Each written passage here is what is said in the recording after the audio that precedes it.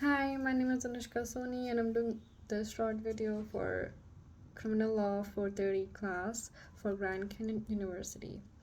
Today we're going to talk about arson as a crime, and we're going to include a scenario, and in the concluding paragraph of the scenario, it will include the history of arson, why arson is a crime, and what measures the government are taking or they should take.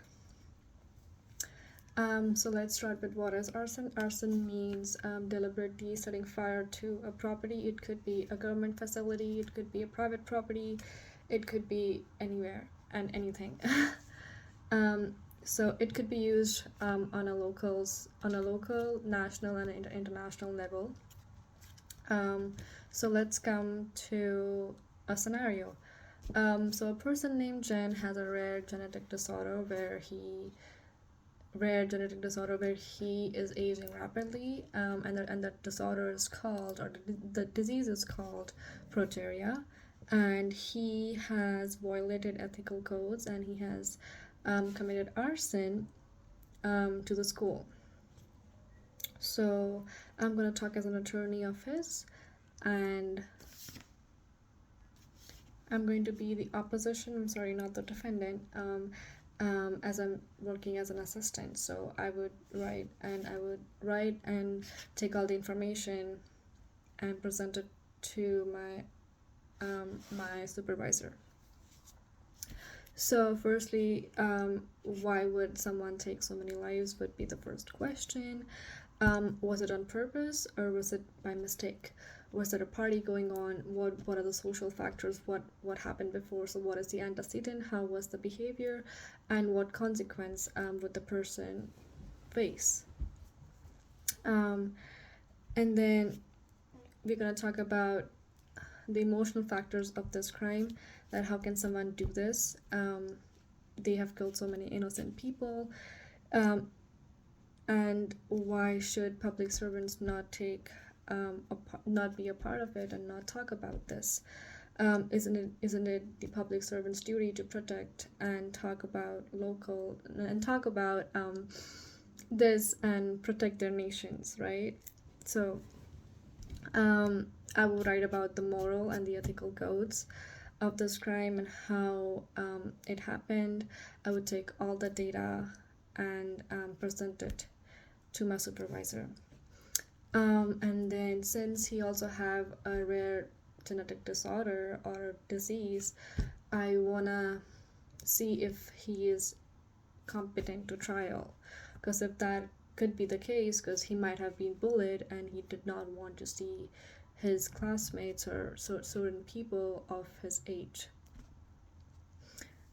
So it could be a lot of social problems there, and also peer pressure, bullying can also be included. So just taking all the information, pointing it down, and coming with a report there. And I would also present this to the court, that hiring a forensic psychologist would really help, because they could narrow it down what specific problems they have, including criminology theories like behavioral control and functionalist theory. All of those theories really matter. So yeah, a forensic psychologist would be really helpful in this case. And then yeah, as the reasons and the rare disease can also affect the psychological trauma. It could be really traumatic for a person to go through this disease. So yeah, having someone talk about this, a clinician, would be really helpful too.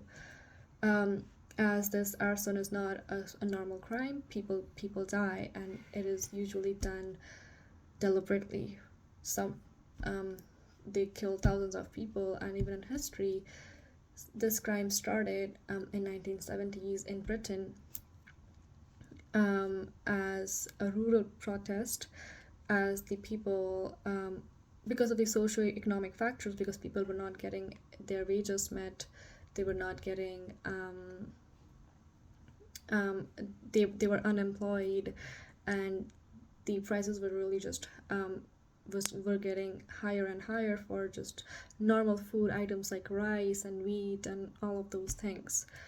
So I really think that this is really important um, to see this as a crime, even though he has a rare disease here. Um, and according to the census of FBI, there have been, according to 2019 FBI census, there have been 33,000, approximately 33,000 arson crimes that year, and it is increasing highly in the United States. So what appropriate measures the government can take or should take for this specific crime is, firstly, he should be seen by a forensic psychologist and see if he's incompetent to trial, and if he is, then he should be placed in a government facility, a rehab center, to make him feel better, and then once he's done with that, or he could go back to the imprisonment, and also he should be charged with minimum of $20,000 fine. Yeah, that's all. Thank you so much.